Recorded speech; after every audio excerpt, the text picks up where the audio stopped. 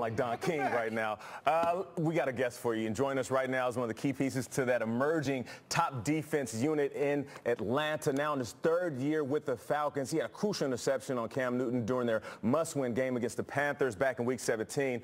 Let's welcome to the show, coming to us live from Flowery Branch, Georgia, my man Ricardo Allen, free safety of the Falcons.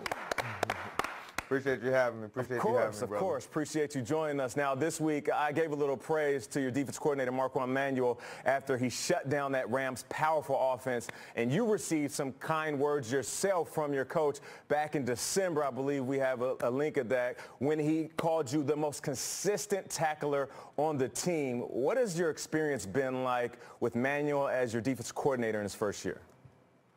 Oh, man, it's been amazing, man. You know, Coach M was last year. He was my DB coach, man. So he was the guy when they first got here, he was the guy that actually transitioned me from corner. And he was actually the one who trained me mostly every day to be a free safety. And he told me how important, you know, just being one of the smartest people on the defense, being the guy who, you know, can control everything. But when everything goes bad, man, I have to be able to get the guy on the ground. And that's the most important thing, because if I can get this team another chance to, you know, just get 1 yard, man, the players I got on this defense, I know that we can make a play, or we can at least hold them to 3. And then we block some field goals too, so we might have a chance to block a field goal. So if I can just get them down on the ground, man, it can make anything happen.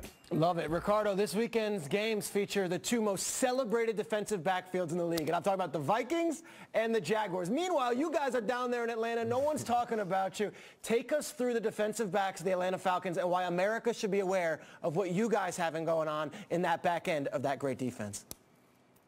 Oh, man, well, you know, like, I'm going to start it with the safeties. You know, first of all, my partner, you know, he's one of the enforcers, man. He's one of the new people of, you know, the league that, you know, has enforced, man. He's forced so many fumbles. You know, he gets the ball back, you know, every time we need him. And I see people, you know, sometimes, you know, getting away from him and tipping away from him. You know, he's one of the people, you know, he trains with Cam, so he takes a lot out the Cam.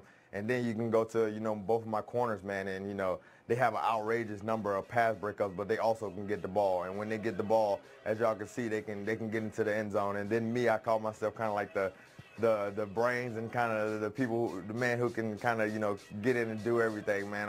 I can play any position on the field, man, and I'm, you know, I'm smart enough to understand, you know, what the offenses are trying to do to us, and, you know, I can kind of, you know, get a jump on what people are trying to get rolling against us. The brains of the operation, guys. I like that. Ricardo, this is kind of interesting. It's just a few weeks ago, I feel like everyone was doubting Atlanta. Everyone was doubting you guys, and now here you are.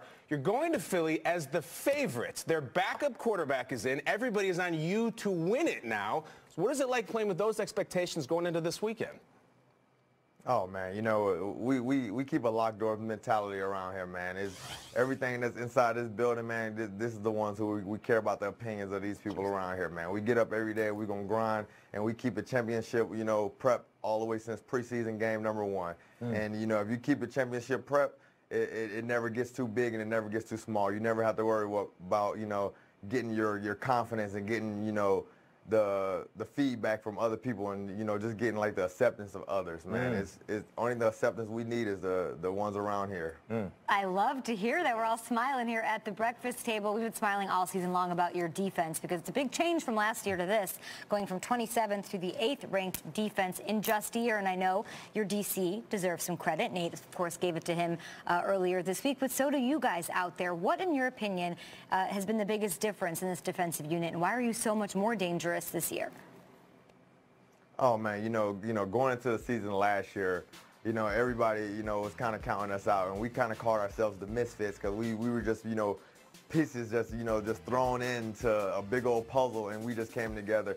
And the biggest thing is it was just the lack of experience we had last year, man. It was, you know, we didn't play together, man. We wasn't gelling together. There's no one in the world that you can just throw together and just hope that they gel perfectly together. So, man, we just started to get to know each other. We started to learn each other. We started hanging out outside. We started, you know, having, you know, film parties. We started having, you know, times when we get treatment together and hang out together, and we just going over the small things, man. We do everything together, right? We really a brotherhood. We really a family over here. True definition of brotherhood right there. Now, I know that you're tired of hearing folks like us talk about last year's Super Bowl, but you said something very interesting, and you were asked if you looked at the tape a few weeks after the game, and you said, I'll probably watch it over and over and over again just to see what went wrong, when it went wrong and why it went wrong. Now, one, did you end up doing this, and was it helpful? And I'm going to ask you, quite frankly, what went wrong?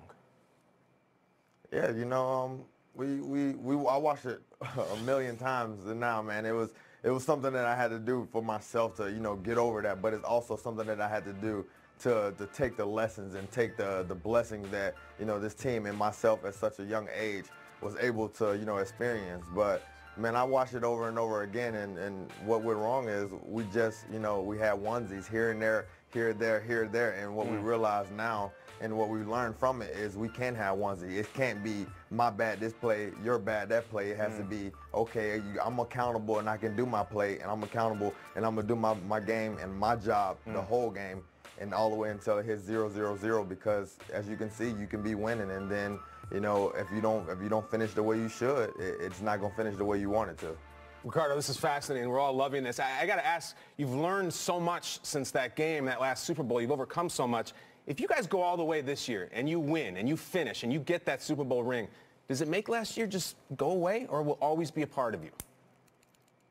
Oh, man, you know, that game within itself is a blessing, and that game within itself is, you know, a teaching, you know, moment that I'll always have. So, you know, I want to take it, you know, week by week, man, and, you know, I don't want to, you know, say I'm going to look past this team that, you know, that we're about to play, because this is a tough team, you know, but if we ever get that blessing to, you know, get back there, man, you know, it would be amazing to just be able to get back there and play in this game. But I can't even answer that question, because I'm going to keep it week by week, man. And I'm going to show this team as much respect as they should deserve, and we're going to go down there and we're going to play Philly as hard as we can. I love that, and that's the brains of the operation. You handled that answer perfectly, Ricardo. Look, I saw a recent tweet of yours saying that you love documentaries. And you were asking people, can you guys give us some recommendations? I love documentaries too. Look, I'm a huge Ken Burns guy, but I'm not sure you know about this. There's this awesome documentary being made right as we speak. It's taking place in Flowery Branch at the moment. It's called Rise Up. And it's following a group of guys who have spent the last 12 months righting a wrong, responding to doubts, and to answering the call every Sunday. So I ask you, Ricardo Allen, how does this movie finish? To be continued. Perfectly handled. Ricardo Allen, we cannot wait to see you on the field flying around. You had the big pick last year in the Super Bowl. You had the big pick week 17 against Cam. Nick Foles, watch out. Falcons take the Eagles on this weekend, Saturday afternoon. Best of luck, Ricardo Allen, to you. Thank you. I appreciate that. It's awesome, man. That's one of our favorite guests we've had all year. To be continued. A cliffhanger. I love that. I love it. Great stuff. Plenty more to come. Terrell Davis, Hall of Famer, joining our show as well. And he's here in studio, so stay tuned for that. And just ahead,